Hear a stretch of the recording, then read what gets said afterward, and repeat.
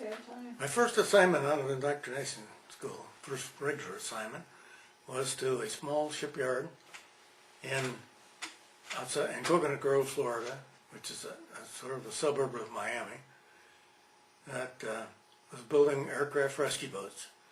These are smaller like PT boats, but they were specialized for running, for being located at airfields, which are mostly located near the coasts.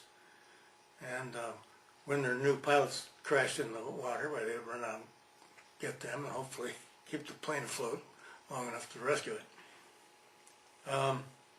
Interesting part was that this was the shipyard that built PTs 1 and 2 for the Navy, their own design. Their own design proved to be not very good. These guys are used to building battleships and things. So that's when they started putting PT boats and similar boats out to private shipyards for building. And this particular outfit, which had built also in regular business, had been building yachts, decided to build their own PT boat, and they got a special designer for that, and became one of the more famous of those class of ships. This was a real assembly line job. They built about 20 a month, and they build them at one, start them at one plant, flow them down to the second plant, which is where I was, and get them outfitted and delivered from there. And we had the final inspection crew. My crew was an interesting conglomeration of people. They had all been old sea captains, fishermen, boat operators, and rum runners. Quite a few of them had run rum to their impression. And but they knew their small boats. And these were guys who at that time were in their 50s. And when the war started, they'd all marched down to the recruiting office and expected to be made at least lieutenant commanders. And the Navy said, no thank you. And so they were pretty mad at the Navy. First Navy guy that went down there on that job was a young lieutenant, or ensign, just like I was, before me. And they hated him. They didn't cooperate with him. They didn't like him. Wouldn't hardly talk to him. So when he left and I came down, it started off the same way, you know. But it took a while, but I finally got them around where we were old buddies, and by acknowledging their expertise and my lack of same. But anyhow, I was in charge of the dadgun place, and so I ran it, and they were very helpful. We got to be very good friends. It was a fun place to be, because 3 times a week we would go out on these high-speed boats. They'd have a top speed of some of them of as much as 60 miles an hour, and they'd give any of the PT boats, who were much bigger and more powerful, a run for their money. And we didn't get to run them because they were being built by the boat shipyard, and it was their boat, and they were responsible for it, so we couldn't drive it. But a bunch of interesting things happened, different kinds of things.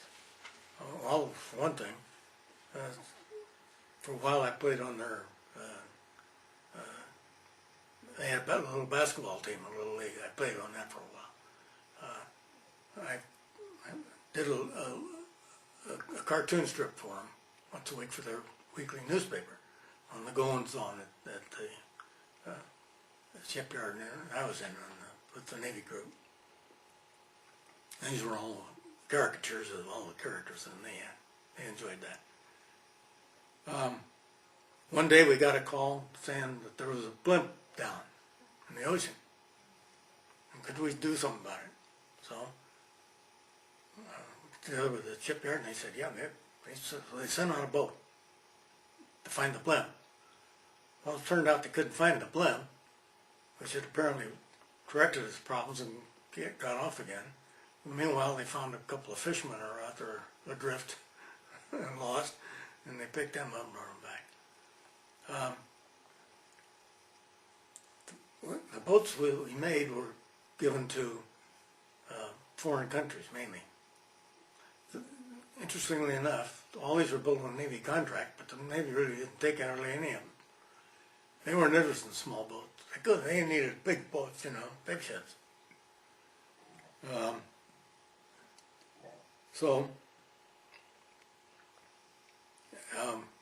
Like we would have Dutch came over. They would stay and watch the building of the ship, getting familiar with it, and they'd take it off down to the Dutch East Indies or somewhere, and they'd run it sort of as a submarine patrol boat. It could be fixed up with depth charged and torpedoes on the side, and they had a couple of twin machine guns on the deck. The Australians were always fun. Took their boats, and then sort of capped things all off. A couple of Russians, a captain and a commander, showed up for their boat. They want to build a couple of boats, all right. And to get to the United States, they just sailed across the Pacific Ocean, which was just furious actions going on in the war. Well, Russia wasn't at war with anybody in the Pacific. That's Japan. And so they just sailed across without any trouble at all. Of course, we weren't going to attack them. And but they were kind of interesting guys to talk to. They talked pretty good English.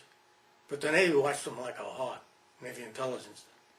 We were restricted strictly to that area. They could not visit the coast. They could not run. When we delivered the boat up to New York for shipment to Russia, they could not go on the boat themselves, even though it was going to be their boat. And but they were a good guy. I got Christmas cards from the captain later about that.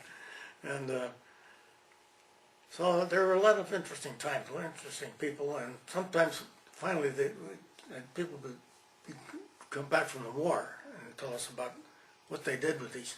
Incidentally, they were generally not the brightest and best for the Naval Graduate School. They got sent to the big ships. But we got some guys that sort of off the bottom of the class. They were hot dog guys mainly. And some of them were so busy, they'd zoom in for a landing on hard reverse, shutter up to the dock, and walk off from their wives to go or date or something. Well, once in a while, if the engine hiccuped a little bit doing this way, they'd take the dock out or part of it, not do the ship any good either. So a lot of them didn't get out of Florida before they had some few troubles there. But some of them did, and they went to the war effort, and they had interesting things to report about supporting landings in Italy and places like that. But anyhow, this went on for about 10 months. And finally, I get word I'm going to be transferred up to New Jersey, or New York, first to New Jersey.